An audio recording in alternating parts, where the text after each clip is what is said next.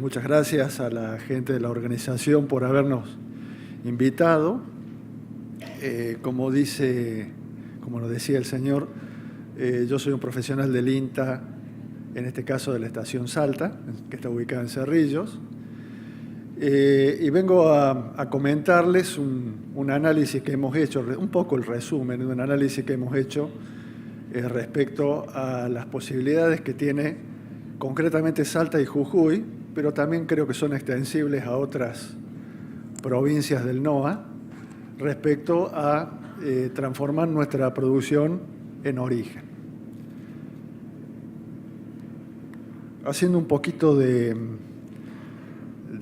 un análisis a nivel de mundo rápidamente, podemos ver cuáles las perspectivas de evolución o de crecimiento de la población mundial, pensando en el 2100, primero el 2050, 2100, todas, obviamente, población que va a demandar mayor cantidad de alimentos. Mientras que la industria de los alimentos se vuelve más global, porque tiende a concentrarse en muchos grupos de multinacionales. El crecimiento del comercio no podrá seguir el ritmo de la demanda, esto es lo que se supone. Si bien hoy se acepta ampliamente que el hambre no es un problema de falta de producción de alimentos, sino de distribución, hoy es de esperar que eso se profundice, porque justamente el crecimiento de la demanda por el crecimiento de la población. Y esto frente a una situación que es creciente de escasez de tierras, recursos hídricos, degradación ambiental, muy propio de nuestra región NOA, por sus características tropicales o subtropicales, la pérdida de diversidad, que están limitando la producción de alimentos. Esto es a nivel mundial, pero ustedes piensen en nuestra región, todo lo que ocurre con los desmontes, todo lo que ocurre con la erosión hídrica y demás, y es en particular importante. Entonces, fíjense que hoy el comercio mundial, ¿cómo está el comercio mundial de alimentos hoy? 3/4 partes de las ventas globales son alimentos procesados, son productos listos para que el consumidor lo consuma. De esa producción de alimentos, hoy lo está atendiendo Estados Unidos, Europa, Japón, prácticamente en su mayoría. Y fíjense cómo la tendencia es a concentrar la comercialización de los alimentos. Fíjense que acá yo les estoy mostrando unas pocas empresas, son más o menos unos 10 grupos, que concentran o que facturan 436.000 millones de dólares de alimentos procesados, 1,5 millones de personas empleadas, 500 marcas, están presentes en más de 130 países. ¿Esto qué nos está diciendo? Que si nosotros queremos transformarnos en un país agroindustrial y salir a ofrecer productos elaborados terminados, tenemos competencia. Esta gente no nos va a abrir las puertas así fácilmente. Lo hemos visto últimamente con el tema del biodiesel a Estados Unidos, que nos cierran la compra de biodiesel, pero de repente aparece China queriendo comprar soja o aceite, siempre tratando de que nos mantengamos en la primarización de nuestra producción. Ahora, ustedes fíjense que ahí está ocurriendo en el mundo algo que todos sabemos, pero yo no soy un experto en esto, pero quiero traerlo como un elemento de juicio a tener en cuenta. Lo que significa China, ustedes saben la transformación que está teniendo China en que la gente pasa del campo a trabajar en industria, tiene dinero en el bolsillo, accede a internet, se entera que además de arroz y de los productos primarios que consumen existe café, existen otras cosas, y empiezan a demandar. Se calcula que esta gente, este pueblo, con 520 millones de personas de incremento en el consumo, podrían estar demandando para el 2025 400.000 millones de dólares de alimentos elaborados, que hoy no lo está atendiendo nadie. Un caso parecido, aunque diferente en su contexto, es India, que permite ver un crecimiento de la demanda. esta irrupción, digamos, de estos gigantes en la producción de bienes industriales ha revertido el proceso de deterioro de los términos de intercambio. ¿Por qué? Porque hay más demanda por alimentos y hay también mucha oferta de bienes industriales. Los términos de intercambio le llamábamos cuántas jaulas de novillo nos hacía falta para comprar un tractor, y vemos que de la década del 60 hacia los años 90 cada vez necesitábamos más novillos para comprar el mismo tractor. Hoy esta aparición, esta irrupción de los gigantes nos puede poner en una posición donde los alimentos que podamos ofrecer, alimentos, no insumos para producir alimentos. El trigo no es un alimento, sino es un insumo para producir alimentos. Puede darse en un contexto de términos de intercambio favorable, es decir, tenemos un mundo que va a demandar más alimentos y un mundo que puede pagar mejor precio por esos alimentos. Pero también un mundo donde tenemos que salir a competir. ¿Cómo está la Argentina en ese escenario internacional? Argentina sigue respondiendo más a la etiqueta del granero de mundo que el de un productor de alimentos, de biomasa y de bioenergía. ¿Por qué? Porque exportamos casi 75 millones de toneladas de granos y productos derivados de su industrialización. Pero no exportamos alimentos, muy pocos alimentos. Cuando entramos a las cadenas globales de agroindustria, vemos que la participación nuestra en la oferta de alimentos elaborados es muy baja. Argentina se inserta en las cadenas globales de valor como un originador de materias primas y semi-elaborados, para que la producción de alimentos, esto es muy importante, se completen en los países de destino. Ahora yo me voy a referir al caso concreto de la producción de carnes en Salta y Jujuy, que es lo que un poco le vengo a contar cuál es el resultado de nuestro análisis y que nos muestra una oportunidad muy significativa. Aquí tenemos lo que ingresa. Jujuy tiene 700.000 habitantes, 727.000 habitantes. Salta 1.300.000. Es una situación similar a lo que puede ocurrir en Santiago del Estero, en Catamarca, en Tucumán, donde tenemos 2 millones de habitantes, un poquito más, en las mismas condiciones. Fíjense ustedes, en el caso de Jujuy, lo que ingresa de otras regiones para que los 727.000 jujeños coman. Compran 31.000 toneladas de carne vacuna, pagan 130 millones de dólares, el 70% de su consumo. Los salteños importan 17.000 toneladas de carne, 79 millones, el 25% de su consumo. Fíjense la leche. La leche, Jujuy importa 21 millones de litros. Salta 124.000 millones de litros. Es el 72% y es una de las provincias que más leche produce de la que consume. Esto estamos hablando de equivalente de leche, no es leche fluida, es leche y sus derivados. Fíjense la cantidad, el porcentaje de la leche que consume, y eso que un jujeño consume muy poca leche. Un salteño consume muy similar a un tucumano, que son unos 120 litros de leche habitante año equivalente, ¿no? El cerdo, los jujeños están importando el 46% del cerdo que consumen, los salteños un poco menos. El pollo, fíjense, el 84% de lo que consume un jujeño viene de otras regiones. En Salta el 71%. Más o menos estamos hablando que de cada 4 pollos, 1 lo producimos en la región y otros 3 lo traemos de entre 1.000 y 1.500 kilómetros de distancia. Huevos es un caso diferente. Jujuy está importando el 55% del huevo que produce y Salta es superavitario. Salta produce, como dice acá abajo, 520 millones y consume 300.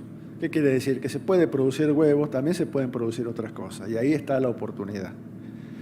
Si vemos, entre las dos provincias, invierten todos los años 390, 400 millones de dólares para comer, solo para comer. Entre ambas provincias están gastando o invirtiendo 160 millones de dólares para llevar su producto primario, su soja, su maíz, su poroto, su trigo, a los lugares donde o se transforman y se exportan o se transforman y vuelven para que lo consumamos nosotros. Invierte más de 390 millones de dólares para satisfacer el consumo. Estamos hablando de Salta y Jujuy, ¿no? Si esto lo ampliamos a Tucumán, Santiago y Catamarca, es mucho más grande. No sé por qué se va a pagar. Transforma, esto es muy importante, en carne y leche solamente el 10% de su maíz y el 5% de la soja. Y el proceso de valor agregado, que en estas provincias ya se ha disparado, está concentrado en grandes empresas con nula o muy poca participación de la pyme. ¿Qué significa valor agregado? Porque esto escuchamos hablar, nosotros en INTA empezamos a hablar en el 2008, cuando para nosotros era un tema a discutir si verdaderamente lo debíamos tomar. Básicamente podemos distinguir tres conceptos cuando hablamos de valor agregado. El valor agregado per se, propiamente dicho, es el que si no lo hago yo, no lo hace otro. Si yo no transformo mi maíz en la provincia en pollos, no lo hace otro productor. O, por ejemplo, si yo no certifico la producción orgánica de mi caña de azúcar, no la va a hacer alguien fuera de mi campo. Eso es valor agregado. Captura de valor es cuando yo salgo y hago valor agregado que otro está haciendo. Entonces yo ya entro a competir por el valor agregado que se está generando en mi región. Y preservación de valor agregado es aquel valor que si yo no lo hago, se pierde. Por ejemplo, hacer un vino torrontés en el Valle Calchaquí con cepa autóctona es un producto que si yo no lo hago, si no lo hacemos, se pierde, preservo valor. De cualquier manera, el valor agregado es una herramienta para salir de la primarización en la que estamos metidos como país y como provincia, dar trabajo, generar arraigo, generar riqueza y poder distribuirla. Fijémonos cómo está el empleo. Esto es mucho más complejo, yo lo he simplificado acá. En la provincia de Jujuy, el 23% de la población económicamente activa, es decir, aquella persona que trabaja o que busca trabajo, es trabajador formal en el sector privado. De ellos, el 15% lo hace en el campo. Y por cada 100 asalariados formales, 84,7% son empleados públicos. Es decir, acá vemos un Estado que se ve obligado a salir a dar empleo público porque la actividad productiva no lo está dando. Yo no quiero hacer un elemento de juicio si está bien o está mal. El Estado tiene que salir a dar empleo porque si no, no lo hay. Y en el sector privado, ese 15% que trabaja en el campo cobra el 60% del salario medio de la Argentina. Es decir, damos trabajo y encima es un trabajo de baja productividad, digamos. Yo no estoy diciendo que tenemos que aumentarle el sueldo al peón rural. Yo estoy diciendo que es un trabajo de baja productividad, por lo tanto de baja remuneración. En la provincia de Salta es más o menos parecido, nada más que el 48% de los empleados son públicos, de los que están legal en el sistema en blanco. Si esto lo vemos en capital, está menos del 9% empleados públicos, son más empleo productivo. Si vamos a provincias como Formosa o provincias que tienen más problemas de desarrollo, la cantidad de empleo público es mucho más alta. El empleo público significa que hay que recaudar impuestos, el impuesto viene de la actividad productiva. Y entramos en una suerte de tirabuzón negativo, digamos, donde cobramos más impuestos a una actividad productiva que da menos trabajo y por lo tanto es se desarrolla menos. ¿Cómo estamos en competitividad? Porque nosotros, si queremos revertir este proceso, tenemos que ponernos a trabajar, tenemos que ponernos a pensar cómo vamos a ser más competitivos. Porque esto no es porque sí. Si yo compro un cerdo en una carnicería del centro de Salta producido en Pergamino, es porque el productor de Pergamino es competitivo para llegar con ese cerdo de calidad a la carnicería de Salta. Y el productor nuestro de cerdo, sobre todo el que es semi-intensivo o extensivo, no es competitivo. Entonces, ¿cómo vamos a ser más competitivos? Eso es lo que tenemos que buscar. Pues las cosas no ocurren porque sí, las cosas ocurren porque en el mercado Son un montón de personas que estamos ofreciendo y un montón de personas que estamos demandando. Y busca un equilibrio.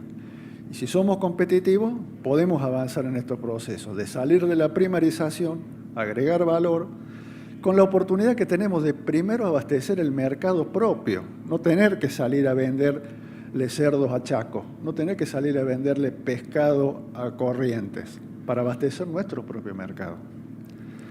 La competitividad es por la cadena de valor. No podemos pensar que si somos ineficientes al producir el insumo para hacer alimentos, vamos a ser eficientes en el resto de la cadena. Tenemos que ser eficientes al producir el alimento, el insumo para hacer alimento. ¿Qué es ser eficiente? ¿Es solamente aplicar producto químico? ¿Es solamente aplicar siembra directa? Nosotros decimos que tenemos que ir hacia una agricultura inteligente, en donde hacemos un uso eficiente de los recursos económicos, pero también hacemos un uso eficiente del ambiente. Tenemos que ser económicamente eficientes y ambientalmente sustentables. Si no, no podemos competir.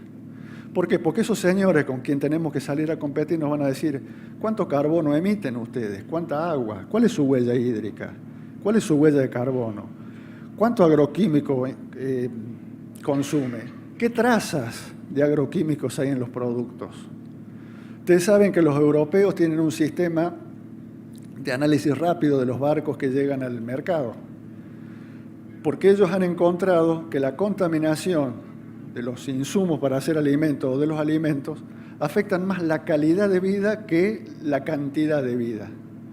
El año pasado un profesor de Padua nos mostraba este estudio que han hecho. Entonces son muy estrictos en las trazas de agroquímicos. Llega un barco, se lo selecciona, se le hace rápidos análisis y se lo acepta o se lo vuelve. El año pasado nos devolvieron 75 barcos argentinos que estaban con maíz contaminado con aflatoxinas, aceite de soja contaminado con harina de soja contaminada con agroquímicos y una cantidad de productos contaminados. ¿Contaminados por qué? Con trazas muy bajas. Y esas cosas forman parte también de la sostenibilidad. Resolver los problemas, tenemos que empezar resolviendo los problemas que limitan la eficiencia productiva del eslabón primario. Nosotros no podemos seguir produciendo soja sobre soja. El país nos está diciendo que no podemos. Las inundaciones que tenemos en la pampa húmeda no son por un ciclo húmedo. Eso son mentiras. Si nosotros tenemos un ingreso de 1.000 o 900 milímetros de precipitaciones anuales y consumimos solo 600, el agua percola, el agua se pone, se ubica en las napas, sube y el primer problema lo tenemos en la cuenca baja. Los de la cuenca alta siguen alquilando a 30 quintales de soja por hectárea, total, el agua se va para la parte baja. Y en el norte lo tenemos con el complejo de Picudo, lo tenemos con la maleza resistente. Lo que la colega recién mostraba del incremento de agroquímicos no es solamente por aumento de tecnología, tenemos problemas de malezas resistentes. Los picudos no nos dejan producir. Producir 3.000, 3.500 kilos de soja 6, 7 años atrás era posible. Hoy tenemos daños subclínicos en la soja por la cantidad de agroquímicos que le ponemos y además que nos cuesta en el bolsillo. Entonces tenemos que ir resolviendo los problemas que tiene la eficiencia productiva en el eslabón primario. Pensar en la sanidad, en la inocuidad de los productos. Ya no es que, salvo que queramos seguir produciendo 75% de nuestras exportaciones como producto primario, no tener trabajo y tener todos los problemas estructurales que tenemos, sobre todo en las economías regionales. Un uso responsable del recurso natural. Tenemos que empezar a medir cuánta agua consumimos y poder certificarlo. El agua que yo consumo para producir 1 kilo de carne no es el agua que toma la vaca solamente. Es el agua que contamino, es el agua que uso en las pasturas, es una cantidad de agua que me hace ver hoy que yo necesito 1.200 litros de agua para producir 1 kilo de carne de vaca. Poder certificar cuánto carbono emito con la quema de materia orgánica, con el uso de la maquinaria agrícola. Y tenemos que sí recién empezar a pensar en desarrollar nuestra agroindustria. Si no es como pensar de decir que lo que somos ineficientes, no somos competitivos en el eslabón primario, esa competitividad, esa eficiencia la vamos a recuperar transformando nuestros productos. El eslabón primario, y bueno, tenemos tecnología hoy. Tenemos tecnología para la siembra, tenemos tecnología para el control de cultivo, para la cosecha. Hoy lo podemos hacer desde la oficina si tenemos conectividad.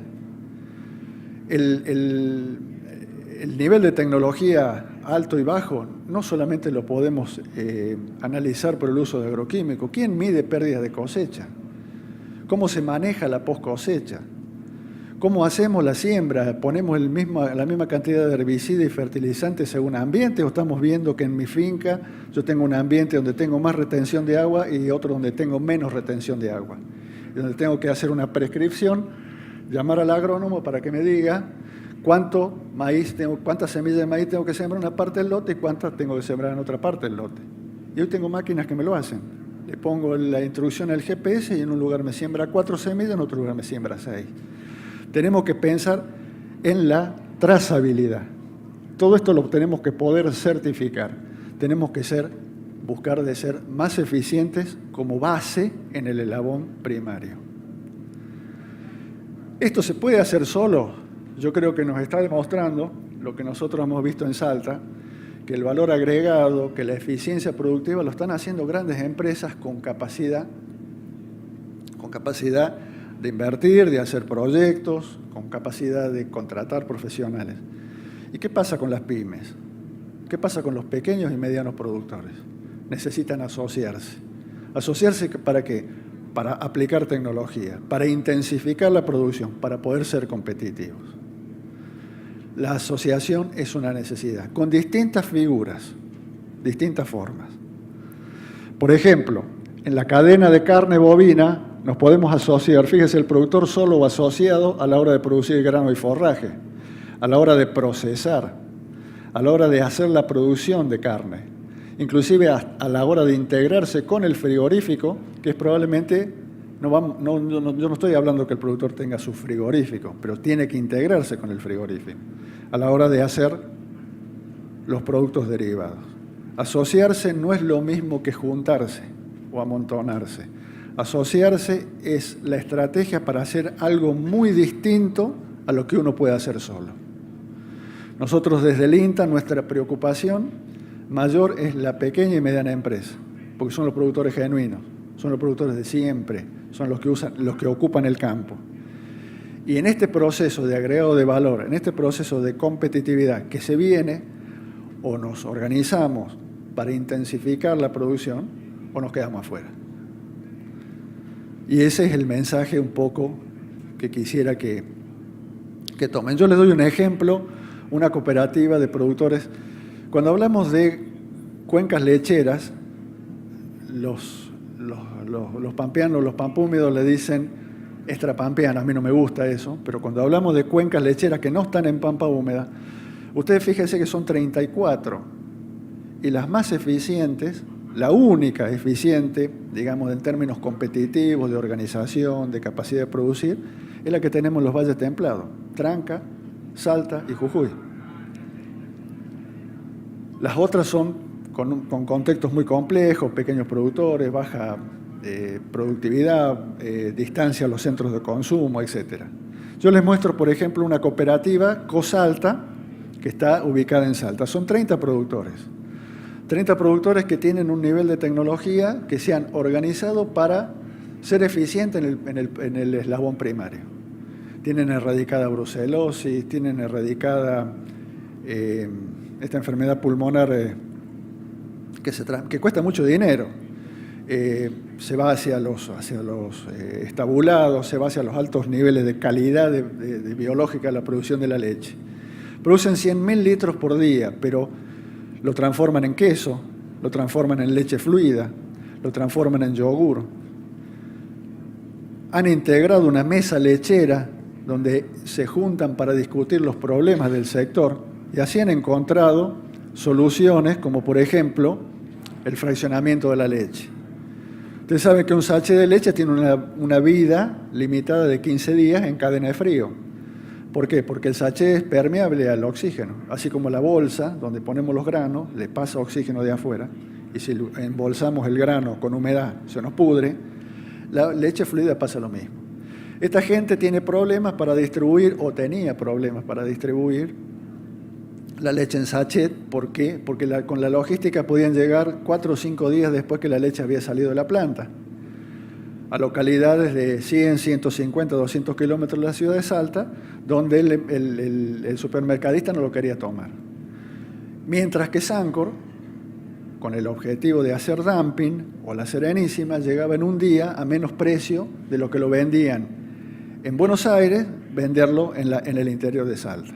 Esta gente vio ese problema, que están organizados, que están produciendo muy bien a nivel primario, en el eslabón primario, que tenían limitaciones en la comercialización de su producto. Llegaron a la estructura de la planta del esterilizado homogeneizado que se hace, a un ensachetado aséptico. Eso costó $500.000. Se pudo hacer porque esta gente está organizada, porque esta gente pudo generar un proyecto. Hoy producen un sachet de leche que tiene 7 capas, es impermeable al oxígeno, está esterilizado con agua oxigenada y con luz ultravioleta, y tiene 3 meses sin necesidad de cadena de frío. Pueden salir a competir. ¿Y eso por qué? Porque se asociaron, porque se juntaron para hacer algo que solos no podían hacer. Esto es una cosa de mucho más escala, que está acá en el sur de Brasil, en los 4 estados de Brasil, en la localidad de Castro, que es nosotros le llamamos, no es una cooperativa, es una suerte de sociedad anónima, donde el socio se asocia a la cooperativa para ser eficiente. Y la cooperativa transforma el producto, no porque el socio tenga cerdo, tiene un frigorífico. Tiene un frigorífico porque es negocio faenar los cerdos de sus propios clientes. Y sus asociados pertenecen a la cooperativa si son eficientes. Están enfocados en agregar valor y pagan dividendos. De los dividendos que tienen, de la renta que genera la cooperativa, que tienen su propio sistema de investigación, su propio sistema de extensión, de asesoramiento al productor, el 50% de la renta va a su socio y el 50% vuelve a la cooperativa para reinvertir. Es algo para ir a visitar, es algo para ponerse arriba de una camioneta o ponerse arriba de un avión y ir a visitar y ver lo que productores, igual que los que tenemos acá, han logrado asociándose con objetivos de hacer lo que solos no podían hacer. Este caso son 23 productores pequeños de Oncativo, 23 productores pequeños de Federación Agraria, que tenían sistemas extensivos o semi-intensivos de producción de cerdo. Se asociaron para hacer la producción de cerdo, como decimos, con toda la música.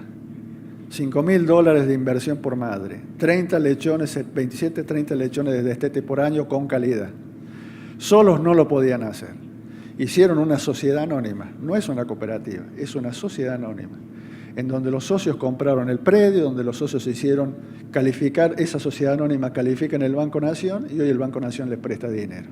Están pasando de 250 madres a un proceso siguiente de 500 y son productores pequeños. Esto se lo puede ir a visitar.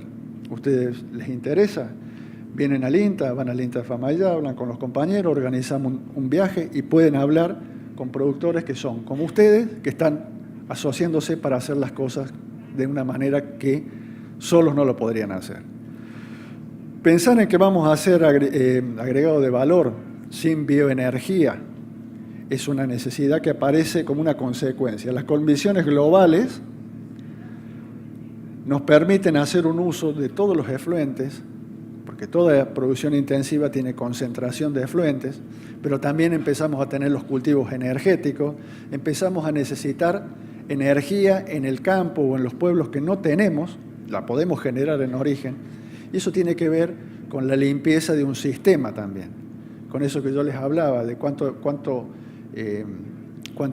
emitimos y de qué manera podemos certificar que somos limpios para producir nuestros alimentos. Sus principales objetivos son disponer donde no llega, procesar efluentes, acreditar sistemas productivos con bajas emisiones. Esto se está haciendo. Ahora, nosotros podemos pensar que las autoridades políticas están ajenas a esto. No, las autoridades políticas fundamentalmente tienen que ser un protagonista. Y el protagonista tiene que ser el municipio, el intendente. ¿Y qué tiene que hacer el intendente? ¿Salir a buscar crédito y regalarle a los productores? No, tiene que buscar integrar una mesa donde se discuta, donde está desde el director de la escuela agrícola, donde está la asociación de productores, donde están los vecinos, donde se ponen de acuerdo de un proyecto de agroindustrialización de su municipio.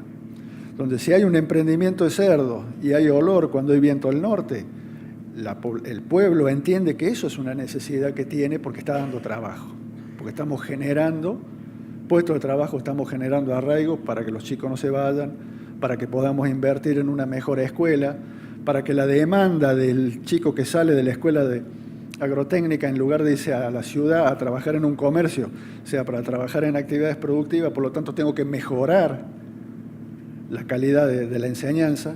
El intendente entender que es un móvil importante, que va a poder cobrar más impuestos, que va a poder ir pedir una mejor red de energía eléctrica, que le asfalte en un camino, etcétera, etcétera. Pero eso se tiene que discutir, es una cuestión que nosotros pensamos, que si queremos que este proceso de agroindustrialización, que el país va, porque yo le dije que el mundo lo está traccionando, sea incluyente de las pequeñas y medianas empresas, de los productores, esto se tiene que construir en conjunto y el lugar es el municipio. Hay sobradas experiencias muy exitosas, le digo Tandil, le digo Oncativo, donde el intendente es el principal protagonista de este proceso, porque lo entendió. Lo entendió que no es repartir bolsones y colchones cuando viene la inundación, la forma en que él lo van a votar y la forma en que va a servir a su pueblo, sino generando desarrollo. Y generando desarrollo en función de nuestras ventajas.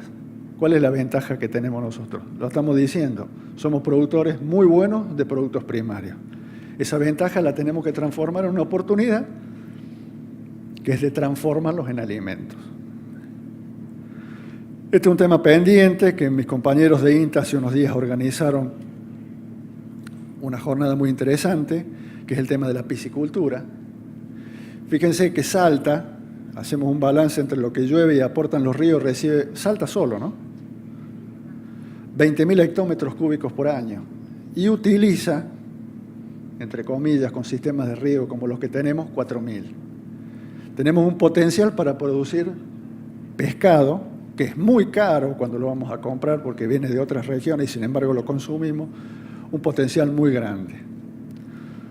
Potencial para consumirlo entero, como puchero, como costillas, como hamburguesa, como filet, de tantas formas como se pueda. Fíjense cuánto alimento yo necesito para producir 1 kilo de vaca. Me voy al cerdo, voy al pollo y voy al pescado. ¿Es una oportunidad el pescado? Es una oportunidad. Para todos, no es para todos, pero para incluir a un importante grupo de productores que se asocien para hacer lo que hoy no están haciendo, es una oportunidad.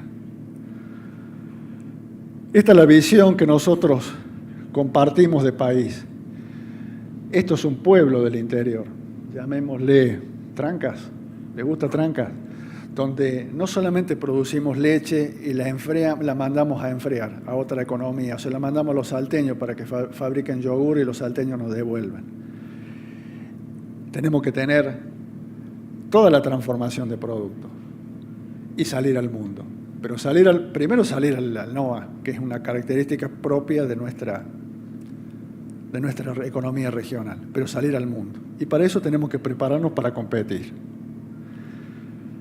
Ese es mi nombre y mi mail, con gusto lo que pueda ayudarlos, los voy a ayudar. Soy parte de un equipo nacional donde compartimos la experiencia y el avance que se está teniendo en el país. Acá están mis compañeros en FAMAIYA también, a quienes se puede recurrir. Está el ingeniero Ricardo Rodríguez. Y los invitamos a discutir. A los que puedan y quieran, los vamos a recibir con los brazos abiertos en Cerrillo el día 20 de octubre, donde vamos a discutir estos temas. Avance en tecnología de cultivo, eficiencia de siembra, estrategia de fertilización, agricultura por ambiente, huellas, agregado de valor a la producción primaria. entendiendo esto, integrar estas tecnologías para ser eficientes en el eslabón primario, pensando en el valor agregado. Si quieren venir por Cerrillo, lo vamos a recibir con el mayor gusto. Muchas gracias.